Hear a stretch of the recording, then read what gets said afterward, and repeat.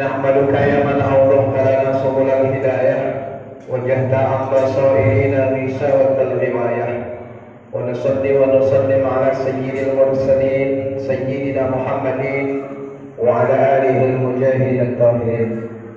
رب اشرح لي صدري ويسر لي أمري واحلل عقدة من لساني يفقهوا قولي. ربي زدنا علما وارزقنا فهما وعملا صالحا. قال الله تعالى في القرآن الكريم: نعوذ بالله من الشيطان الرجيم. بسم الله الرحمن الرحيم. ومن يبتغي غير الإسلام دينا فلا يقبل منه وهو في الآخرة من الخاسرين. وفي آية أخرى: بسم الله الرحمن الرحيم. يا أيها الذين آمنوا كتب عليكم الصيام كما كتب على الذين من قبلكم لعلكم تتقون. صدق الله العظيم. Puji syukur kita pada Allah Azza wa Jalla. Alhamdulillah atas izin Allah Subhanahu wa taala kita masih bisa melaksanakan ibadah salat Isya berjamaah dan insyaallah nanti akan melaksanakan salat tarawih dan witir berjamaah. Salawat dan salam kita hadiahkan ke junjungan alam baginda Rasulullah sallallahu alaihi wasallam. Allahumma shalli ala sayyidina Muhammad wa ala ali sayyidina Muhammad. Doa dan munajat kita kepada Allah, kiranya kita yang hadir khususnya tergolong dari hamba-hamba Allah yang layak untuk mendapatkan syafaat nantinya di yaumil mahsyar. Bapak Ibu, para orang tuaku, saudara-saudaraku yang dimuliakan Allah Subhanahu wa taala. Judul yang diberikan kepada saya ini agak aneh. Kenapa ahli ibadah bisa memutuskan tali silaturahmi? Seharusnya ahli ibadah itu nggak memutuskan tali silaturahmi. Tapi ada apa? Nah, Bapak Ibu yang dimuliakan Allah Subhanahu wa taala, ahli ibadah silahkan ibadah apapun dia melakukan, dia kerjakan, dia tidak hentikan ibadah tersebut. Tapi sayangnya ibadah itu tidak akan terasa zuknya, tidak akan terjiwai dalam hatinya kalau ibadah itu tidak diawali dengan ilmu. Maka apapun ceritanya, ingin menjadi seorang abid, jadi ahli ibadah itu disebut dengan abid, ya. Maka dia mesti alim. Alim itu orang yang memiliki ilmu. Kalau dia punya ilmu, lalu dia abid, ya. Maka pepatah lama mengatakan ilmu yang tidak diamalkan itu seperti pohon yang tidak berbuah. Maknanya apa? Kalau dia sudah punya ilmu, dia amalkan dalam bentuk ibadahnya, maka yakinlah yang namanya amru batiniyah, penyakit-penyakit batin, penyakit-penyakit johir itu pelan-pelan akan hilang. Maka Bapak Ibu yang Allah Subhanahu wa taala, kalau ada orang yang alim lalu dia jadi abid, tapi masih juga dia berbuat maksiat, saya hampir yakin ini orangnya tidak alim, Pak. Cuma casingnya saja, casing alim, casing abid, tapi hatinya penuh dengan amrul batiniyah. Apa itu amrul batiniyah? Penyakit batin. Maka salah satu fungsi kita, hikmah kita melaksanakan ibadah puasa ini adalah menyingkirkan amrul batiniyah. Maka penyebab salah satu tali silaturahmi itu bisa rusak dan putus itu diawali dengan kesombongan. Makanya Bapak Ibu, ya, apapun ceritanya, begitu kita puasa, sekuat apapun orang begitu dia puasa, ya, maka orangnya akan menjadi orang yang lemah. Sepemarah apapun orangnya, begitu dia niatkan dia puasa, pasti tidak mau lagi marah. Minimal sampai maghrib. Nah, setelah maghrib, ya penyakitnya datang lagi, marah lagi gitu ya. Tapi paling tidak selama 12 jam itu dia bisa kontrol amarahnya. Maka Bapak Ibu yang Allah Subhanahu wa taala, ada 4 penyebab, catat baik-baik. Ya. Apa yang menyebabkan kita itu menjadi orang yang sombong, dan kesombongan ini bisa merusak tali silaturahmi? Pertama, ziyadatul mal, bertambahnya harta. Islam itu wajib jadi orang kaya. Ya, saya katakan Islam wajib jadi orang kaya. Ya, jangan apa yang didapat hari ini sudahlah, ya seginilah. Enggak, kita wajib jadi orang kaya. Kenapa? Karena yang dijadikan khalifah di permukaan bumi itu kita, bukan orang di luar kita. Maknanya apa Bapak Ibu Allah Subhanahu wa taala? Ikhtiar itu wajib kita lakukan. Ya, persoalan nanti akhirnya ternyata kita nggak juga kaya-kaya, ya sudahlah, terima nasib. Yang paling penting, miskin boleh, susah jangan. Nah itu dia. Aku alhamdulillah Bapak Ibu, sepanjang umurku sampai dengan hari ini, ya, sepanjang dengan hari ini, aku belum pernah mengalami hidup susah. Miskin sering, ya, susah itu hampir nggak pernah. Ya, apa beda susah dengan miskin Bapak Ibu? Orang miskin belum tentu susah, ya, belum tentu susah orang miskin. Dan orang kaya belum tentu senang. Jangan kita pikir orang kaya itu senang, belum tentu. Dan jangan kita berpikir orang miskin itu susah, juga belum tentu. Ya, aku nggak tahu di antara Bapak Ibu siapa di sini yang miskin, nggak tahu aku. Pakaiannya cantik-cantik, lihat semua bapak-bapak tampan-tampan. Tapi aku bisa tahu siapa di antara Bapak Ibu yang susah hidupnya. Kok tahu Ustaz? Nah, dari awal datang susah hidupnya. Udah gini, mencet pula lagi. Alah, tambah susah hidupnya. Ya. Maka jangan jadi orang susah. Miskin boleh, susah ya jangan. Itu yang pertama, ya. Gara-gara harta kita ini bisa jadi orang sombong, dan gara-gara kesombongan silaturahmi bisa rusak. Ya, harta penting, tapi jangan jadikan segalanya itu. Ya, karena masjid kita ini tidak akan bisa beroperasi dengan baik kalau kita tidak punya harta. Maka motivasi supaya kita ini jadi orang kaya. Ya, cukuplah kalau kita yang miskin sampai di kita. Jangan anak keturunan kita menjadi orang miskin. Yang kedua, apa yang menyebabkan kita menjadi orang sombong dan kesombongan tersebut bisa menjadikan silaturahmi kita rusak, padahal kita ahli ibadah. Yang kedua adalah ziyadatul hasbi, bertambahnya kedudukan dan pangkat. Bapak Ibu, pangkat dan kedudukan itu sifatnya sementara, ya, sementara. Paling lama 5 tahun. Kalau orang masih suka, ditambah lagi 5 tahun. Cukuplah, jangan lagi minta 3 kali, udah cukup sampai situ. Ya, jadi paling lama 10 tahun. Akan gitu dia Bapak Ibu. Jadi Bapak Ibu, Allah Subhanahu Wa Taala, yang namanya jabatan itu sekali lagi sifatnya sementara. Dan umat Islam wajib punya jabatan. Ya, wajib Pak. Jangan ya udahlah, gini dikasih ya gini. Enggak bisa Pak. Kalau memang masih diusahakan bisa jadi camat, kenapa tidak jadi camat? Kalau memang bisa jadi wali kota, kenapa tidak jadi wali kota? Kalau memang bisa jadi presiden, kenapa tidak jadi presiden? Umat Islam mesti bangkit. Kita ini jangan ya ngene lah. Aku paling nggak suka gitu. Untunglah aku dikaruniai orang tua, makku Jawa, ayahku Batak. Makku Jawa, ayahku Batak. Ini kurasa perpaduan yang luar biasa. Makku, kalau ikuti cara berpikir makku ini nggak penting sama dia sekolah. Yang penting mangan. Nah, itulah prinsip orang Jawa. Yang penting iso mangan. Itu aja. Beda sama bapakku, almarhum bapakku itu, ya. Kau sekolah tinggi-tinggi, persoalan dari mana nanti ayah dapatkan mesti menjual tanah itu belakangan. Yang penting sekolah tinggi-tinggi. Ya, cuman itulah kekurangan pula orang Batak tadi Bu, ya.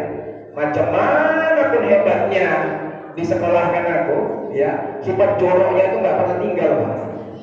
Nggak pernah tinggal, ya. Makanya kadang-kadang yang bikin aku ngenes, ya, kalau nanti pulang lah dari kemana-mana, ya, begitu sampai rumah, mak aku bilang, mirip kau macam orang Batak. Ya Allah, mungkin karena joroknya tadi, Pak. Jadi Bapak Ibu, Allah Subhanahu Wa Taala, jabatan itu penting, tapi jabatan bukanlah segalanya. Ya, ingat bagi bapak-bapak hari ini yang memiliki kedudukan di tempat kerja sebagai atasan, ingat atasan tidak ada apa-apanya tanpa bawahan. Itu mesti dicamkan Pak. Bapak sebagai ketua BKM tidak ada apa-apanya tanpa jamaah, tanpa anggota. Akan nggak mungkin yang sholat cuma ketua BKM, sekretaris BKM, akan cuma di situ saja. Ya, begitu juga dengan jabatan kita dimanapun, tidak ada apa-apanya atasan tanpa bawahan. Kalau nggak percaya, keluarlah dari rumah, pakai atasan tanpa bawahan. Itu menunjukkan bahwa betapa pentingnya bawahan. Ya, kalau bapak keluar dari rumah, ya, pakai celana, nggak pakai baju, mungkin masih bisa lah Pak. Ya, daripada Bapak pakai teluk belanga di atas, ya, teluk belanga di atas, tapi di bawah nggak pakai apa-apa. Ini orang gila mana ini kan? Itu menunjukkan bahwa atasan itu jauh lebih penting. Yang ketiga, Bapak Ibu, Allah Subhanahu wa taala, apa yang menyebabkan kita menjadi orang sombong, dan kesombongan ini mendasari kita memutuskan tali silaturahmi. Yang ketiga adalah ziyadatul ilmi, bertambahnya ilmu. Ya, ilmu itu penting dalam Islam. Umat Islam itu tidak boleh jadi orang bodoh. Kita wajib jadi orang pintar. Satu-satunya agama yang memotivasi untuk menjadi orang pintar adalah agama Islam. Makanya ada sebuah ungkapan kita dalam Islam itu, tuntutlah ilmu dari buaya sampai ke liang lahat. Ayo, itu maknanya tidak boleh kata berhenti untuk terus belajar, Bapak Ibu. Ya, Bapak Ibu, Allah Subhanahu wa taala, walaupun demikian pentingnya ilmu, ingat ilmu ini hanya titipan. Suatu hari Allah akan cabut ilmu itu dari dada kita. Ya, makanya yang tua jangan sombong sama yang lebih muda. Yang muda jangan tidak hormat sama yang lebih tua. Bagi Allah itu mudah mencabut ilmu dari dada kita. Wa ma utitum minal ilmi illa qalila. Tidaklah ilmu yang diberikan sama kalian itu sedikit sekali, kata Allah. Lihat dalam surah Yasin ayat 68. Apa kata Allah Subhanahu wa taala di sana? Wa man nu'ammirhu nunakkishu bil khalqi afala yaqilun. Siapa-siapa yang diberikan oleh Allah Subhanahu wa taala umurnya panjang, maka kelakuannya, tabiatnya, karakternya, cara berpikirnya akan kembali itu seperti anak-anak yang di sana. Kalau orang itu ribut, orang itu begaduh, aku maklumi saja, biarlah, namanya anak-anak. Yang susah kalau sempat ibu-ibu macam orang itu, bapak-bapak macam orang itu, bergelut juga di situ. Itu luar biasa, menunjukkan sudah mulai ikut. Tuh, maka kalau kita dipanjangkan umur oleh Allah, tidak tertutup kemungkinan kita akan jadi orang pikun. Maka jangan sombong-sombong kali jadi orang tua. Suatu hari kalau panjang umur pikun, sedih jadi orang pikun tuh. Baru aja dikasih makan, udah minta makan. Satu jalan ini tahu, aku punya menantuku kurang ajar. Masa aku nggak dikasih makan? Padahal piring makanannya saja belum dicuci. Akibat apa? Pikun. Bapak Ibu yang Allah Subhanahu wa taala, beberapa tahun yang lalu saya memulai mengisi pengajian di Masjid Baitur Rahmah, ya, komplek Pemda tingkat 2, ya, arah ke Pajak Gelati. Itu masuk dalam Masjid Baitur Rahmah. Begitu saya mengisi pengajian, itu pengajian subuh, ya, pengajian subuh setiap minggu ketiga. Siap pengajian, ya, sebelum pengajian aku perkenalkan diriku bahwa namaku adalah Ahmad Fuad Sinaga. Siap pengajian, tiba-tiba datang seorang bapak dari sebelah kanan. Ustaz Marga Sinaga ya? Iya Pak, Marga Sinaga itu tarombonya ini. Ya, tarombo itu silsilah. Aku ini nggak ngerti. Ya, nggak ngerti sama sekali masalah tarombo. Ini apa pula susahnya Pak? Karena aku Jawa tadi, aku lebih kenal ke Jawa daripada kepadanya. Ya, tapi biar supaya cepat pulang, aku bilang aja aku paham. Kan cepat pulang. Bulan depan ngisi lagi di situ. Siap pengajian, bapak tuh datang lagi. Ustaz Marga Sinaga ya? Iya Pak, Marga Sinaga itu tarombonya ini. Dalam hati, bulan kemarin udah dia ceritain. Tapi udahlah, aku maklumin saja. Dan aku boleh pulang. Bulan ketiga hadir lagi situ Pak, pengajian subuh. Siap pengajian dia datang lagi. Ustaz Marga Sinaga ya? Iya Pak, Marga Sinaga itu tarombonya ini. Ya, kali ini dapat kulkas dia nih. Ya, udah 3 kali dia sebut-sebut itu. Ya, supaya tak panjang-panjang aku bilang paham, aku mau pulang. Bulan keempat ngisi lagi di situ Pak. Kali ini aku cari-cari dia. Cari-cari dia. Gak ada dia di situ. Siap kami ngaji, aku datangi BKM. Pak, bapak yang biasa duduk di sebelah kanan saya, yang selalu menanya masalah marga itu, kemana bapak itu? Ustaz, bapak itu tadi ikut sholat subuh berjemaah sama kita. Tapi dia minta izin untuk tidak ikut pengajian karena dia mau main tenis di lapangan tenis khusus. Ustaz, beliau itu adalah seorang guru besar. Tahu bapak guru besar ya? Apa itu pak guru besar? Tahu ibu guru besar itu apa? Profesor. Bayangkan, profesor aja bisa lupa. Itu profesor bisa lupa. Apalagi macam kita yang bukan profesor, Pak. Ya, profesor aja bisa lupa dalam arti astagfirullahaladzim ya Allah. Disinilah engkau tunjukkan betapa kuasanya engkau ya Allah. Sekalipun dia profesor, bisa saja kapanpun engkau cabut ingatan ilmunya itu, maka dia jadi orang yang pelupa. Maka jangan sombong dengan ilmu. Kadang-kadang kenapa kita memutuskan tali silaturahmi dengan orang lain? Kita merasa lebih pintar dari orang lain. Nggak levelku orang itu. Putus tali silaturahmi. Yang terakhir, apa yang menyebabkan kita menjadi orang sombong dan kesombongan itu memutuskan tali silaturahmi, Bapak Ibu? Padahal kita di depan masyarakat adalah ahli ibadah. Yang keempat adalah ziyadatut ta'at, bertambah ketaatan, sholat rajin, ya, ke masjid gak pernah tinggal, puasa Senin Kamis, ya Allah, tiap tahun naik haji. 3 tahun dia aja gak naik dia, Pak. Umrah tiap bulan, Al-Quran khatam, betul-betul taatnya kepada Allah. Tapi sayang, dia selalu anggap enteng sama orang lain. Dia merasa bahwa dirinya dijamin masuk surga. Ini bentuk kesombongan. Dan pada akhirnya dia gak mau bergabung sama kita yang masih banyak maksiat ini. Gak level gue.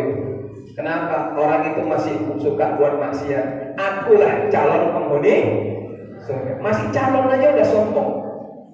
Calon belum tentu terpilih. Maka Bapak Ibu Allah Subhanahu wa taala, ya, hilangkanlah sifat yang 4 ini. Aku yakin saya silaturahmi di antara kita ini bisa kita bangun. Kalaupun ada di antara kita yang kaya, begitu rukuk dan sujud, hilangkan kekayaan itu. Kalaupun ada di antara kita di sini yang punya jabatan, begitu rukuk dan sujud, hilangkan jabatan itu. Kalau ada pun di antara kita yang pintar, yang punya titel sampai panjangnya sepanjang jalan Wijaya Kusuma, ya, hilangkanlah itu. Karena titel itu tidak akan ditanya oleh Allah Subhanahu wa taala.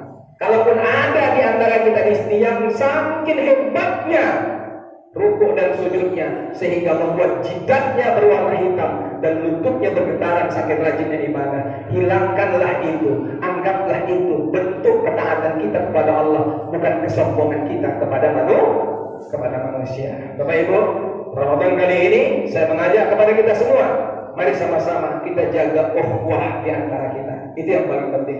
Dan sekali lagi, jangan tinggalkan masjid kita ini. Kemarin saya mengisi masjid Al-Ikhwan. Malam ini Al-Ikhwan kembali. Rupanya hikmahnya Al-Ikhwan. Ikhwan itu adalah persaudaraan. Sesuai dengan namanya. Ayo Bapak Ibu, jagalah ukhuwah di antara kita. Silaturahmi jangan jauhkan. Mudah-mudahan apa yang saya sampaikan ini ada manfaatnya. Pada Allah saya mohon ampun, kepada Bapak Ibu saya mohon maaf. Nasrul minallah fathul karim wa basyiril mu'minin ihdinas siratal mustaqim. Assalamualaikum warahmatullahi wabarakatuh.